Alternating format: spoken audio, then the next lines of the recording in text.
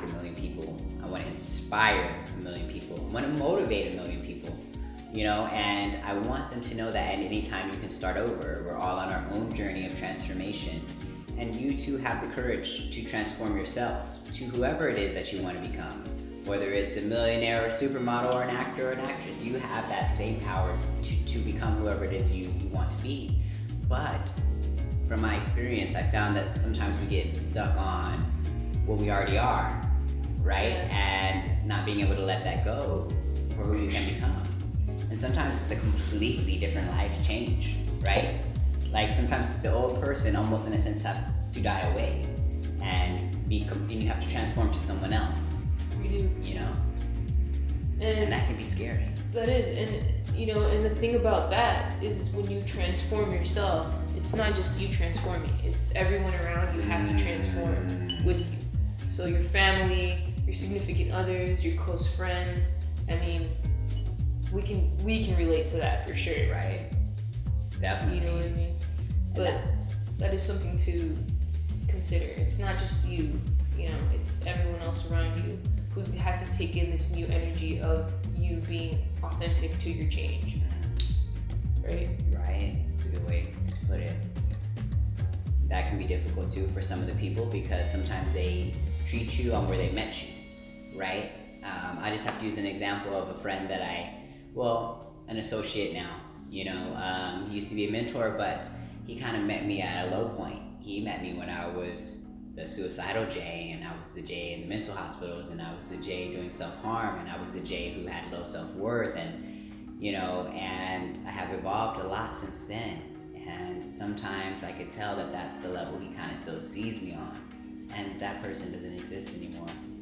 And he wasn't really able to continue to evolve with my evolution, so our friendship had to stay where it was. And that's okay because he came at a time in my life where our paths crossed and we needed to each other, to teach each other something, to learn, to love each other, and that was great.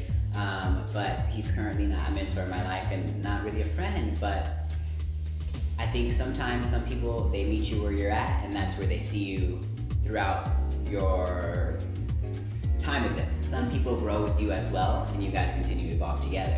Right. So it's kind of tough, like being in that situation when you make a huge transformation and the people around you are not really changing at all and they want to still keep you at where you used to be.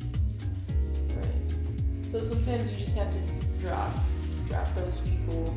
Sometimes, not that you outgrow people, but you kind of, I would say you do outgrow. Yeah, like maybe your paths are going on in different directions. Like I said, we all have our own journey, and like what I'm here to do is not the same that you're here to do, and what you're here to do is not the same as what I'm here to do. And that's okay, as long as you're being authentic and true to your core, true to your divine path. That's what counts and that's what matters. And sometimes it may draw you away from the ones you love the most. Absolutely. But having that courage and that full conviction, like I'm willing to die for what I believe in. I believe in this so much, and I know that I'm here to impact and inspire so much that I'm willing to give my whole life for it, which is why I spend my time, it's very rare you'll catch me like going out or like, I'm not saying there's anything wrong with that. It's just that time I spend driving somewhere to go hang out, to listen to loud music that I cannot deal with because of the vibrations of the energy of the music is like, no, I'd rather spend those 2-3 hours studying for a class that I'm going to teach the next day so I can really deliver a solid class rather than going in there like, I don't have anything planned for you guys, and it shows, You know what I mean? People can read that energy, but... It's amazing. Yeah, thank you. So, it's the journey, right? The journey is so important rather than the destination. And yeah, the destination is to impact and inspire 1 million plus people. But I have to discipline myself enough and gather rituals that are going to allow me to do that, allow my body to be a vessel to hold that much energy to impact all those people, because it takes energy, like you said. It does. It takes energy. I'm glad you brought up the working out, and which is why I love teaching early in the morning, because normally before I teach, I try to take a class or give myself a practice so I can be fully tuned in and have the energy to deliver on a level where I know it's going to impact people, Yeah. That's awesome. It really does help. Not everyone's like that, but that is one thing that I found common from what I've read and my research is that these leaders have some kind of high boosting morning routine. Right. You know, it's important. And I've experienced it for myself, but not everyone's like that. Yeah, well, tell us more about your morning routine, or even your routine you have now, or how you see your routine in the future. Okay, so I'll touch base on my old routine. Okay. When I'm the one I'm comfortable with. So I wake up, I go to the mirror, I brush my teeth, wash my face, and I scrape my tongue. That's very important. My friend, shout out to Shabra Priya, who was, in an ashram for a while, but they suggested, tongue scraping, and it's so important. And they educated me on it a little bit, and I do that every morning. Some people have different beliefs. Obviously, it's clean, but it also removes lazy energy. Not lazy energy, but like the sluggish energy. The way they explained it. So I do that, and it feels right. So I do it. I trust my source. Right. So I do that, and then I put on I stretch a little bit. I do some quick breathing, and then I go out for a run. That was my ideal routine. Go out for a run.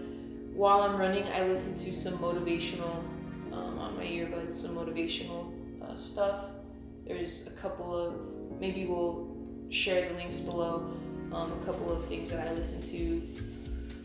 And that really pumps me up, and then I'll switch it to like music.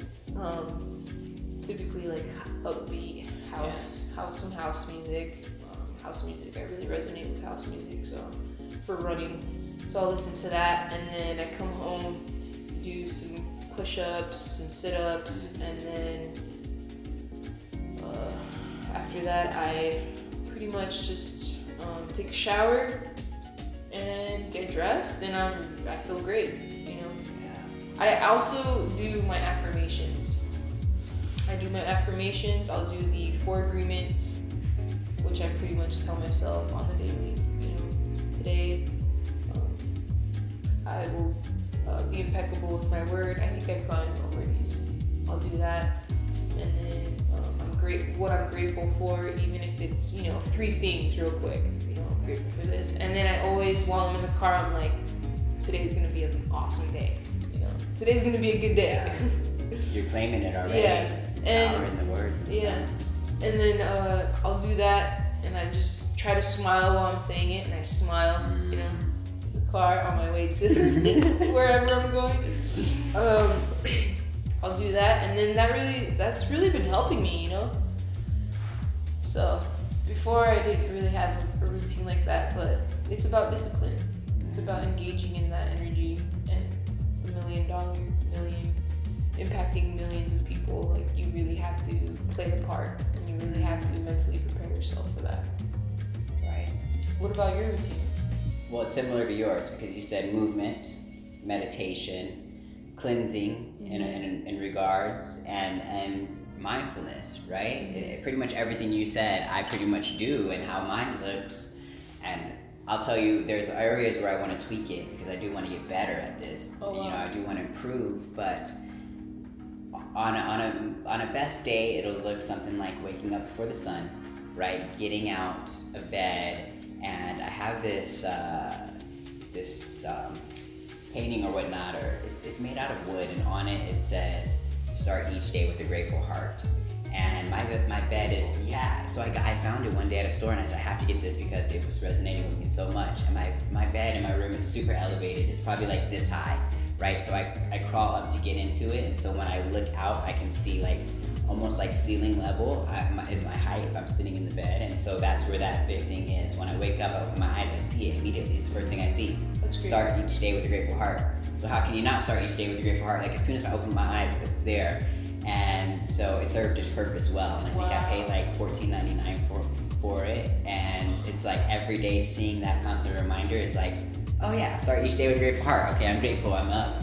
Do a little stretch, and immediately as I crawl out my bed, down the little stairs that I made, I get to my knees in front of my altar, and I just show that gratitude, like thank you. I started with a little sound meditation, ringing the bell, and I say thank you, basically for allowing me another opportunity, another day to inspire another person, Another day to be alive. Yeah, you're like, what a great day to be alive. Yeah. That's what I like. Thank you. Yes, I got another chance to keep at this mission, and so I'm excited about that, right?